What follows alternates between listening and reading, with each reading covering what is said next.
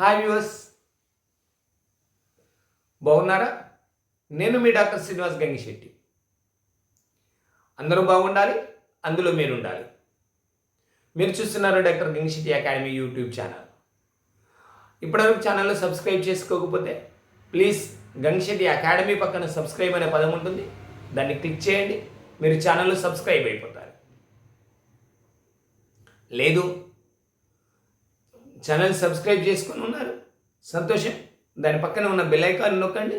ఆ bell icon నొక్కినట్టయితే మీకు నేను అప్లోడ్ చేయబోయే వీడియోలను నోటిఫికేషన్ ద్వారా వస్తాయి. ఇక అంశంలోకి వచ్చినట్టయితే, భూములు, భవనాలు లేదా స్థిరాస్తులు కొనుగోలు చేసేటప్పుడు కొనుగోలుదారు తీసుకోవాల్సిన జాగ్రత్తలు ఏంటి అనే విషయాలను మాట్లాడుతున్నాం. ఇప్పటివరకు 3 వీడియోలలో మీకు 3 అంశాలు చెప్పడం జరిగింది. మొదటిది అమ్మకందారుని పరిశీలించాలి, అమ్మకందారుని పూర్వాపరాలు పరిశీలించాలి. రెండవది ఆ డాక్యుమెంట్ని సంబంధిత రికార్డులతో సరిపోల్చుకోవాలి. మూడవది అమ్మకందారునికి ఏ విధంగా హక్కులు సంక్రమించాయో కూడా నిర్ధారణకు రావాల్సిన అవసరం ఉంటుంది. అత్యంత ముఖ్యమైన 4వ అంశం ఏంటంటే personal inspection of the property. అంటే వ్యక్తిగతంగా కొనుగోలుదారు ఏం చేయాల్సిన అవసరం ఉంటుందంటే, అమ్మకందారు అమ్మకానికి చూపెట్టే ఆస్తిని తనిఖీ చేసుకోవాల్సిన అవసరం ఉంటుంది. అత్యంత ముఖ్యమైనటువంటి విషయం ఏంటంటే, కొనుగోలుదారు జాగ్రత్తగా ఉండడమే అన్ని సమస్యలకు పరిష్కారం అని చెప్పబడుతుంది. Buyer beware is the golden మంత్ర. కాబట్టి కొనుగోలుదారు ఎంత జాగ్రత్తగా ఉంటే భవిష్యత్తులో అన్ని తక్కువ సమస్యలు వచ్చేటటువంటి అవకాశం ఉంటుంది. కాబట్టి అమ్మకానికి చూపేటటువంటి ఆస్తి ఎక్కడుంది? ఉదాహరణకు, ఒక గ్రామంలో మీరు తీసుకుంటున్నారు వ్యవసాయ భూమి. గ్రామంలో వ్యవసాయ భూమి తీసుకున్నప్పుడు ఆ గ్రామంలోని పెద్దలు కావచ్చు, ఆ వాడలో ఉన్నటువంటి మనుషులు కావచ్చు, లేదా మీకు ఆ గ్రామంలో తెలిసిన వ్యక్తులు కావచ్చు, వివిధ రకాల వ్యక్తులను సంప్రదించి ఆ యొక్క అమ్మకందారునికి ఉన్నటువంటి టైటిల్ సరి అయిందేనా, అతను నిజమైన ఓనరేనా అనేది, మరియు అతను పేపర్పై చూపెట్టేటటువంటి ఆస్తి తాలూకు హద్దులనేటివి అక్కడ వాస్తవంగా కూడా అవే హద్దులు ఉన్నాయా అనేది వ్యక్తిగతంగా తనిఖీ చేయడం ద్వారా నిర్ధారణకు రావాలి. అంటే గ్రామంలో కానీ అట్లా వీలవుతుంది.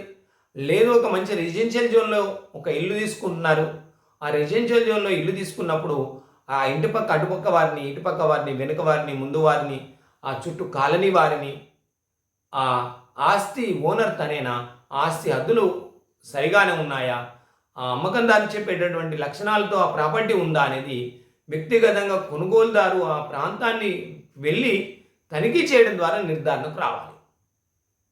అంటే పేపర్ పైన చూపెట్టినటువంటి హద్దులతోటి, పేపర్ పైన చూపెట్టినటువంటి ఆస్తి వివరాలతోటి సంతృప్తి చెంది ఆస్తిని కొనుగోలు చేయకూడదు. ఖచ్చితంగా వ్యక్తిగతంగా కొనుగోలుదారు ఏం చేయాల్సి ఉంటుందంటే, అమ్మకందారు చూపెట్టేటటువంటి ఆస్తిని వ్యక్తిగతంగా తనిఖీ చేయాలి. అంతేకాకుండా ఒకవేళ కొత్త ఏరియాలో వ్యవసాయ భూములు ప్లాట్లుగా మారాయి. ప్లాట్లుగా మారినప్పుడు ఆ సంబంధిత ప్లాట్ ఓనర్ ఎవరు అనేది తెలుసుకోవడం కొంచెం కష్టంగా ఉంటుంది. ఎందుకంటే ఆ ఏరియాలో ఇండ్లు ఉండవు, ఆ ఏరియాలో వాకప్ చేయడానికి స్థిరమైన వ్యక్తులు ఉండరు. మరియు ఆ సబర్బన్లో ఏం జరుగుతుందంటే విపరీతమైన చేతుల మార్పిడి జరుగుతుంది.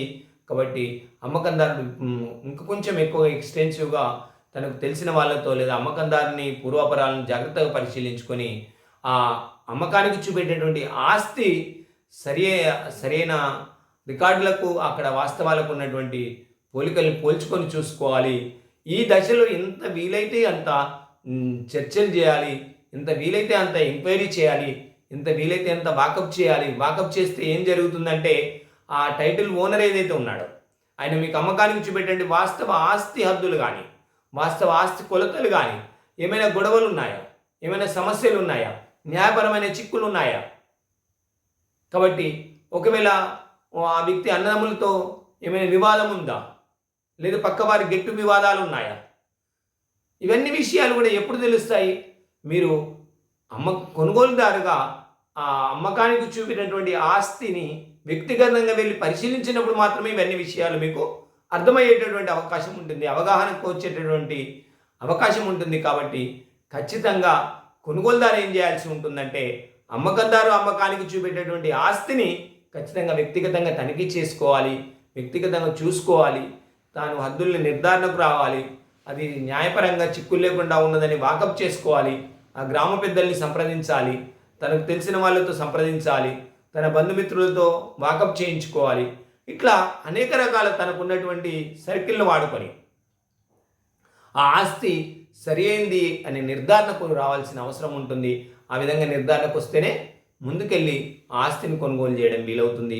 అంటే ఈ వీడియోలో మనం అర్థం చేసుకున్నటువంటి అత్యంత ముఖ్యమైన అంశం ఏంటంటే ఖచ్చితంగా కొనుగోలుదారు ఇక్కడ జాగ్రత్త ఉండాల్సిన అవసరం ఏంటంటే ఖచ్చితంగా అమ్మకందారు అమ్మకానికి చూపెట్టే ఆస్తిని వ్యక్తిగతంగా తనిఖీ చేసుకోవాలి. తనిఖీ చేసుకునే క్రమంలో ఎంక్వైరీ అనేది, ఆ విచారణ అనేది ఎంత విశాలంగా చేస్తే, ఎంత విస్తృతంగా చేస్తే అంత సమస్యలు భవిష్యత్తులో రాకుండా ఉంటాయి. Thank you for watching. Video నచ్చినట్లయితే తప్పనిసరిగా షేర్ చేయండి, లైక్ చేయడం మర్చిపోకండి. లైక్ చేసినట్లయితే వీడియో ఎక్కువ మంది చూసే అవకాశం ఉంటుంది, మనం ఇంకా విలువైన కంటెంట్ని ఇవ్వడానికి అవకాశం ఉంటుంది. ఈ వీడియోలలో ఇచ్చేటటువంటి ప్రతి సమాచారము చట్టబద్ధమైన సమాచారమే మనం తెలియజేస్తున్నాం. కాబట్టి మిమ్మల్ని అవేర్ చేయడమే ఈ వీడియోల యొక్క ఉద్దేశం. నిర్ణయం అనేది మీరే చేసుకోవాల్సి ఉంటుంది. కాబట్టి ఆ నిర్ణయం కొరకు మనం ఏమీ చేయట్లేదు. కాబట్టి మీరు అత్యంత జాగ్రత్తగా ఎట్లుండాలి, సమస్యల నుండి బయటపడడానికి ఎంత జాగ్రత్తగా ఉండాలో తెలియజేస్తున్నాము. Thank you for watching. Please share it, subscribe the channel.